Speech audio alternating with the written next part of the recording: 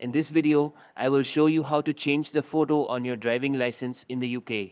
To update your photo, you'll need to renew your full or provisional driving license. Once renewed, you'll receive a new license with your updated photo. You can either use your passport photo or upload a new one during the process.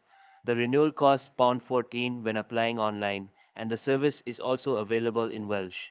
To renew online, you must be a resident of Great Britain and not be disqualified from driving.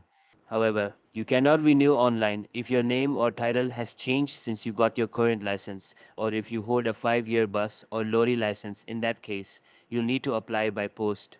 To start, go to the official Gov UK website and sign in to renew your license. If you don't have an account, you can easily create one. You may also be asked to prove your identity using photo ID such as a passport or driving license. Once your renewal is complete, your new driving license with the updated photo will be sent to you. If you found this video helpful, subscribe to How to Tutor.